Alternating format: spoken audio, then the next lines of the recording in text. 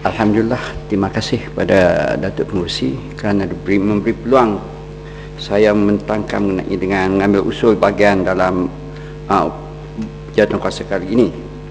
Sebenarnya apa yang saya ingin bangkitkan mengenai dengan butiran 050000 iaitu pemberian subsidi harga padi.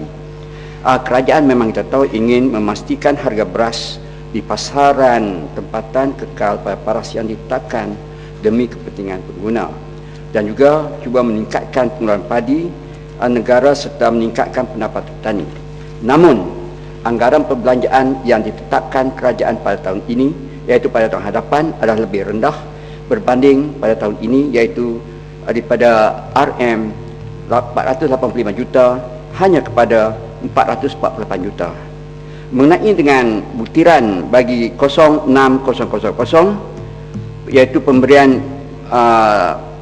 subsidi, dan juga kepada butiran 07000, iaitu insentif meningkatkan hasil padi, saya memang mengakui bahawa kerajaan telah banyak menyediakan pelbagai bantuan yang telah diberikan.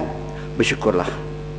Dan kebanyakan petani sekarang ini merungut satu, iaitu mengenai dengan mutu barangan yang dibekalkan adalah rendah.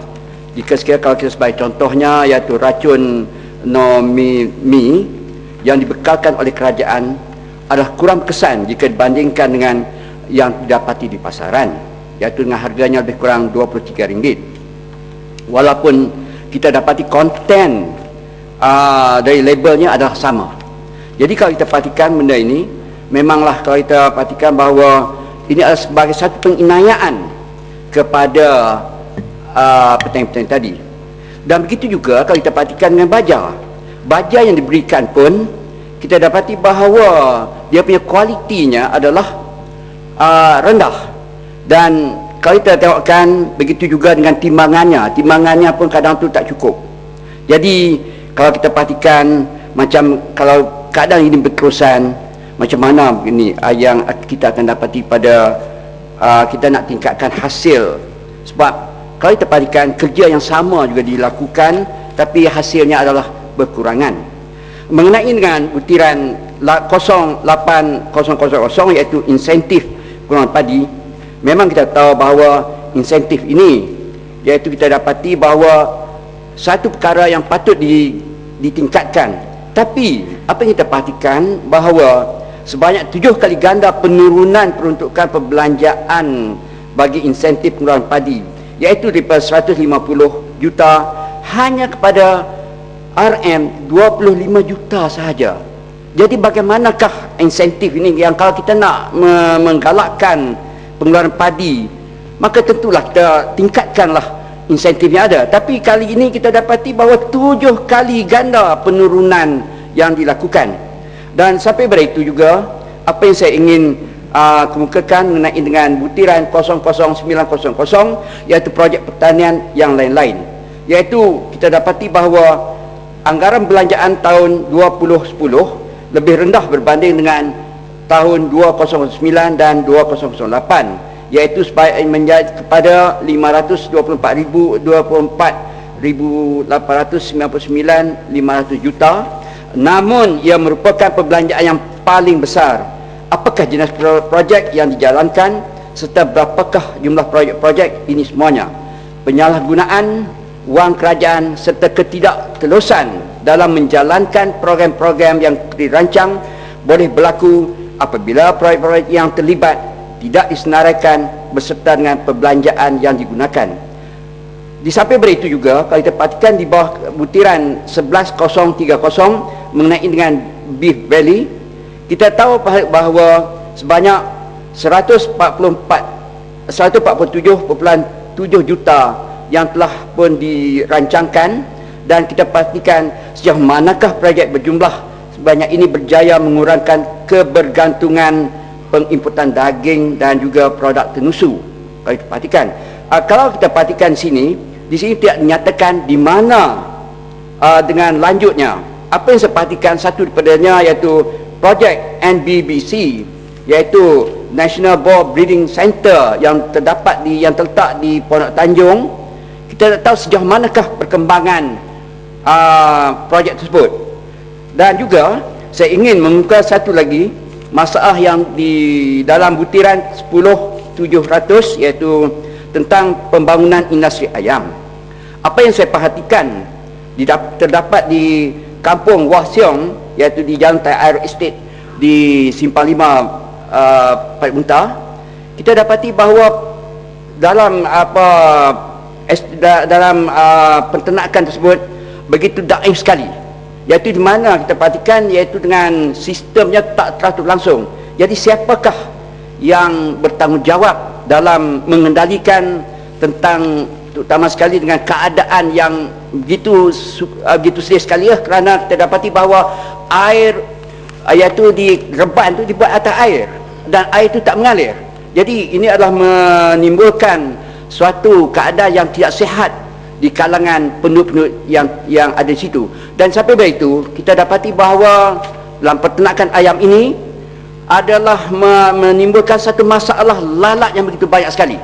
Jadi apa yang kita perhatikan bahawa kita harapkanlah satu tindakan daripada kementerian, sama ada Kementerian Pertanian ataupun bahagian veterina ataupun kesihatan, untuk mengambil satu tindakan kepada mereka-mereka ini. Sebab apa? Kita perhatikan bahawa pihak penternak akan menggunakan iaitu untuk mengaut keuntungan saja dan tanpa mengambil kira mengenai dengan kebajikan masyarakat di sekelilingnya.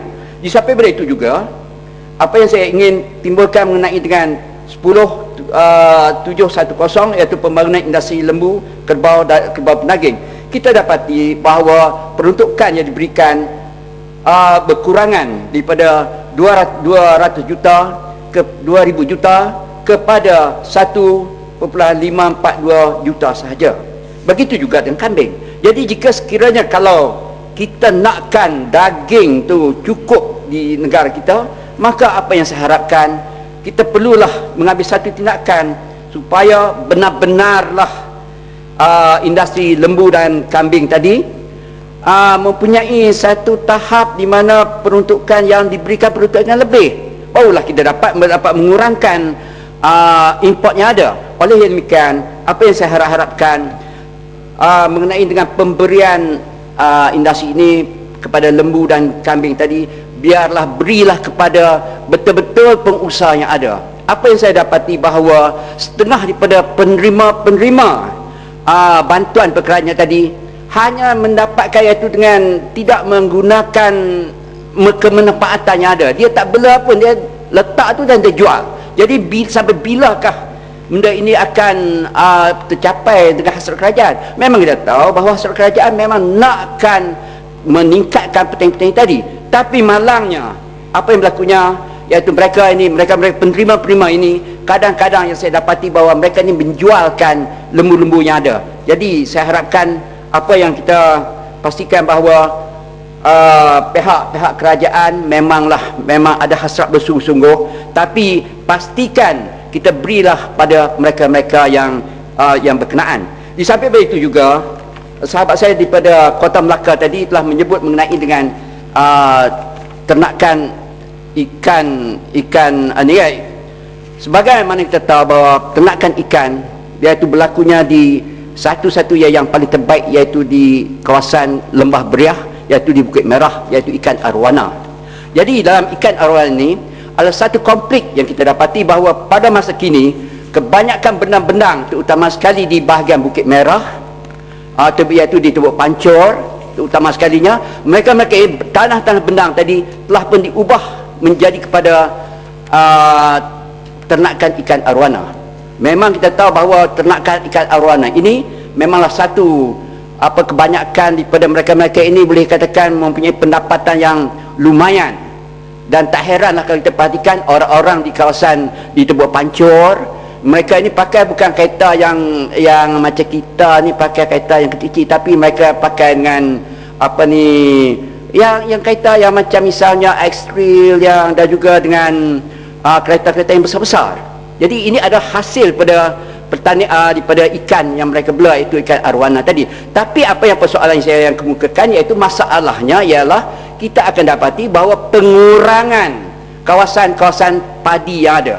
Jadi harap ambil perhatianlah mengenai dengan sama ada kita nak membenarkan mereka menjalankan perusahaan ikan ni tadi ataupun nakkan dengan pertanian. Jika sekiranya kalau nakkan dengan ni, marilah kita gazette mereka-mereka ini dan kita kenalkan apa yang saya telah dapat maklumat daripada GPS, bahawa mereka ini menggunakan air daripada GPS dan GPS telah mengalami, dia kata, masalah kepada iaitu pembekalan air kepada pesawat-pesawat. Oleh demikian, kita akan dapati bahawa GPS akan buat satu ataupun adakan satu undang-undang di mana pihak-pihak penternak ikan tadi mestilah mengenai dengan pembayaran yang cukai-cukai air yang lebih kalau dibandingkan dengan petani-petani tadi. Dengan itu, sekian. Terima kasih.